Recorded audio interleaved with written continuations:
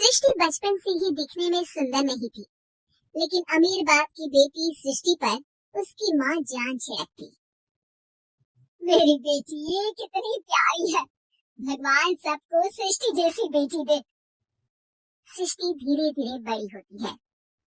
एक दिन सृष्टि की सहेली कहती है, तू दिखने में कितनी अजीब सी है, लेकिन मैं जानती हूँ हम सब में सबसे अच्छी शादी तो तेरी ही होगी।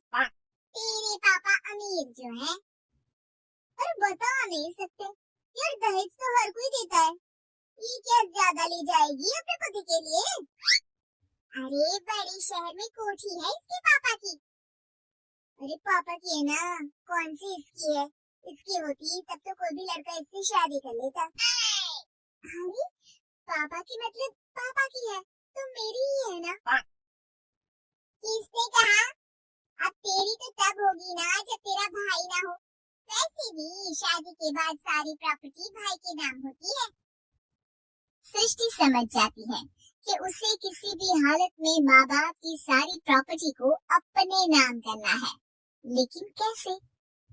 एक दिन सृष्टि का भाई शीनू कहता है, बहन क्या कर रही है? तुझसे एक बात करनी है। अरे हाँ हाँ करना, मैं तो तेरी बहन हूँ। बहन मेरी लाइफ में ना एक लड़की है, बहुत अच्छी है।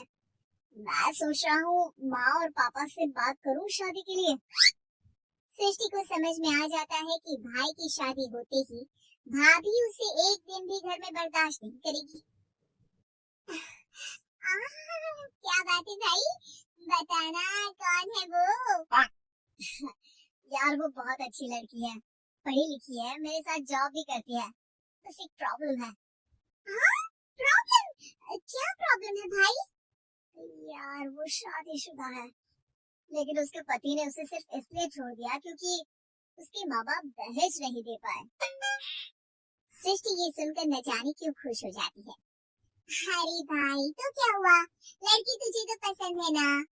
शीनू को लगता है कि बहन उसे समझ रही है। वो इस बात से अनजान होता है कि उसकी बहन की मंशा पूरा घर हड़पने की है।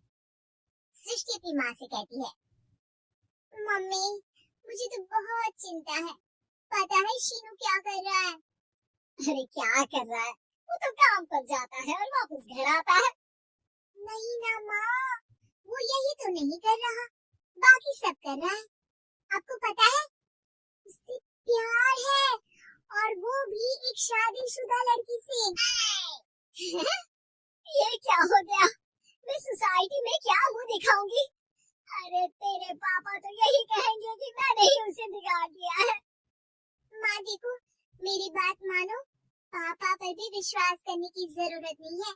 अब आप ही बताओ, पापा इतनी देर घर के बाहर रहते ही क्यों? बोलो। बेटा वो तो नौकरी करते हैं ना। तू बहुत भोली है माँ, पापा का ऑफिस तो 7 बजे खत्म हो जाता है, लेकिन देखो कितनी देर से आते हैं। अरे नहीं बेटा ऐसी कोई बात नहीं है। सृष्टि माँ को एक औरत से बात करते पिता की फोटो दिखाती है। देखो माँ कैसे हैं पापा, मैं ना कहती थी कि पापा सही नहीं है। मैं तेरे पापा से बात करूंगी, दे फोटो मुझे। ओ माँ वो तो डिलीट हो गई।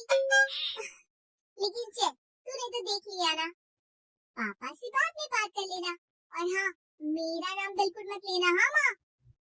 अब क्या था, सृष्टि के माँ और पिता के बीच झगड़ा होना शुरू हो जाता है। सृष्टि के मन में क्या चल रहा था कोई नहीं जानता था। एक दिन माँ सृष्टि के लिए एक लड़का देखा है, वो लोग शाम को उसे देखने आने वाले हैं। और हाँ माँ एक खुशखबरी, मैं और पापा मिलकर एक नया बिजनेस ट्राई कर रहे हैं। शाम को लड़का आता है, सांवले रंग का। सृष्टि को तो बिल्कुल भी पसंद नहीं आता। लड़की की माँ कहती है, लड़की का चेहरा तो कोई खास नहीं, लेकिन अगर मेरे बेटे को आप लोग सेटल कर दें तो मैं उसकी शादी आपकी बेटी से करवा दूं। सृष्टि को लड़का बिल्कुल पसंद नहीं था, उसे भाई पर गुस्सा आ जाता है। लड़के वालों के जाने के बाद कहती है, माँ देखा शीनू मेरे लिए कैसा लड़का लेकर आया, न दिखाने लायक न सुनने लायक, सेटल भी नहीं, वो भी हम करे।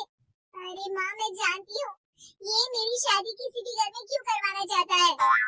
अरे कैसी बात कर रही है बहन, तूने तो देखा ना, लड़के को मैंने ही मना कर दिया तुझसे शादी के लिए। जिसने लड़का बताया था उसने उसकी बहुत तारीफ की थी। बात आई गई हो जाती है, लेकिन सृष्टि का मन शांत नहीं होता। क्या करूं, कुछ समझ में नहीं आ रहा। मेरी शादी हो गई तो ये लोग पूरी प्रॉपर्टी शीनू के नाम कर देंगे, मेरे हाथ तो कुछ लगेगा ही नहीं। तभी सृष्टि को आइडिया आता है, वो किसी वकील को फोन करती है। जी देखिए, अगर आपके मम्मी पापा का तलाक हो जाता है तो आपके पिता की आधी प्रॉपर्टी आपकी माँ के नाम हो जाएगी, फिर उसे वो किसी को भी दे सकती है। सृष्टि अब माँ को बेटे के खिलाफ करती है। माँ, शीनू पर नजर रखा करो, वो जिस लड़की के प्यार में है ना वो शादीशुदा है। यहाँ आएगी, सारा पैसा रुपया जमीन जायदाद सब हड़प लेगी। पापा का भी हाल तुमसे छुपा नहीं है, ऐसा ना हो कि मैं और आप एक दिन सड़क पर भीख मांगे। भगवान, मैं तो जीते जी मर जाऊंगी अगर ऐसा हो गया तो। ऐसा हो गया नहीं माँ, ऐसा ही होगा। अभी समय है, आगे का सोच लो। मैं तो कहती हूँ पापा से आधी प्रॉपर्टी लेकर अलग हो जा। पापा की आधी प्रॉपर्टी भी हम लोगों को अगर मिल जाती है ना तो अगले 7 जन्म सफल समझो। बेचारी माँ बेटी के कहने पर पति से तलाक लेकर अलग हो जाती है। सृष्टि अब पैसों से गाड़ी और अपने दूसरे महंगे शौक पूरे करने लगी। उसके दोस्त भी उसके पैसे इस्तेमाल करते। सृष्टि, कल तुम कहाँ थी?